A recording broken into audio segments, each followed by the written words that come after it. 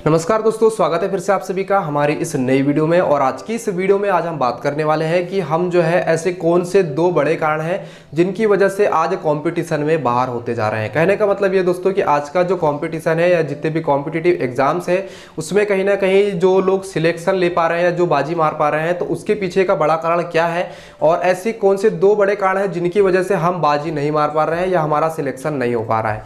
तो ये वीडियो बहुत ही स्पेशल होने वाली उन लोगों के लिए जो कहीं ना कहीं लापरवाह है किसी न किसी तरीके से इन दो पॉइंट को फॉलो करने में, और उसी कारण से आज के डेट पे जो सिलेक्शन नहीं हो रहे हैं। तो चलिए इस वीडियो को शुरू करते हैं और जानते हैं ये दो बड़े कारण जिनकी वजह से हमारा सिलेक्शन नहीं हो रहा। तो चलिए सबसे पहला जो बड़ा कारण है वो जान लेते हैं। तो पहला जो बड़ा कारण है दोस्तों वो है बेसिक्स का पूरा ना होना। कहने का मतलब ये दोस्तों कि आज के टाइम पे हम ज्यादातर जितने भी कॉम्पिटिटिव एग्जाम की तैयारी करते हैं उसमें कहीं ना कहीं ज्यादातर जो लोग होते हैं 99% लोग जो दोस्तों सीधे जो है क्वेश्चंस लगाने लग जाते हैं, और क्वेश्चंस लगाने की वजह से ही दोस्तों उनके बेसिक्स क्योंकि पहले से कंप्लीट नहीं होते हैं तो सिर्फ वो क्वेश्चन को एक प्रकार से रट्टा मारते हैं, और एक प्रकार का रट्टाफिकेशन कर लेने से जो है एग्जाम में सिलेक्शन नहीं होता है। आज के जितने भी एग्जाम्स होते हैं वो कहीं ना कहीं कॉन्सेप्चुअल होते हैं, और उनमें अगर आपके कॉन्सेप्ट अगर मजबूत नहीं है तो आप कहीं ना कहीं उसी क्वेश्चन को जो आपने पहले ही लगा के रखा है उसको आप नहीं हल कर पाएंगे।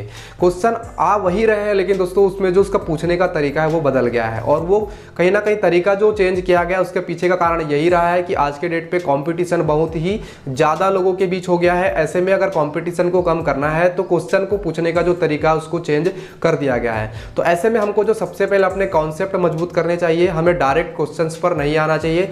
और जितने भी अगर आज एग्जाम आप देखेंगे तो उसमें ज्यादा से ज्यादा 2 से 3 महीने का हमको समय मिलता है। इतने कम समय में किसी भी एग्जाम की तैयारी करना एक बहुत ही डिफिकल्ट टास्क होता है। इसीलिए दोस्तों जब भी हम कोई कॉम्पिटिटिव एग्जाम की तैयारी करते हैं तो हम 1 साल पहले ही उसको जो है पहले अपना टारगेट बना ले। हमारा जो गोल है 1 साल पहले अगर सेट हो जाता है तो कहीं ना कहीं उस एग्जाम में हमको सक्सेस पाने में काफी ज्यादा हेल्प मिलती है।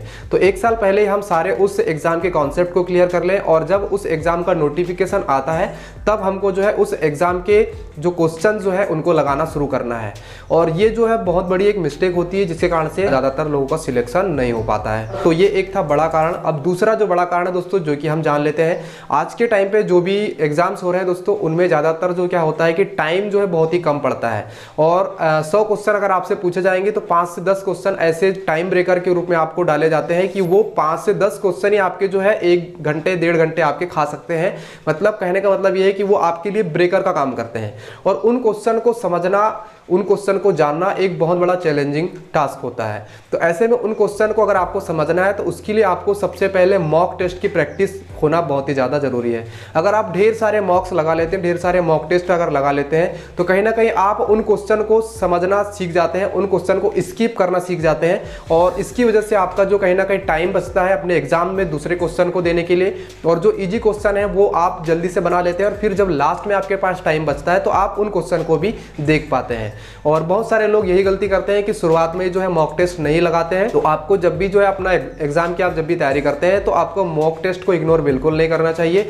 आप जो है जो मॉक्स होते हैं उनको तो लगाए ही, साथ ही साथ FLT भी लगाना जरूरी है। और फुल लेंथ टेस्ट अगर आप लगाते हैं तो कहीं ना कहीं ये जो ब्रेकर वाले जो क्वेश्चन होते हैं इनको आप कैसे स्किप करना है, कैसे हैंडल करना है, ये आप सीख जाते हैं, और उसका परिणाम ये होता है कि आप बेहतर जो है रैंक के साथ सिलेक्शन ले पाते हैं। तो ये जो दो बड़े कारण थे जिनकी वजह से आज का टाइम में सिलेक्शन नहीं हो पाता है, और उम्मीद है आपको जो है समझ आ गया होगा। और आपका कोई क्वेश्चन है, कोई डाउट है तो आप कमेंट में जरूर पूछें। तो आज के लिए बस इतना ही। थैंक यू दोस्तों, जय हिंद, वंदे मातरम।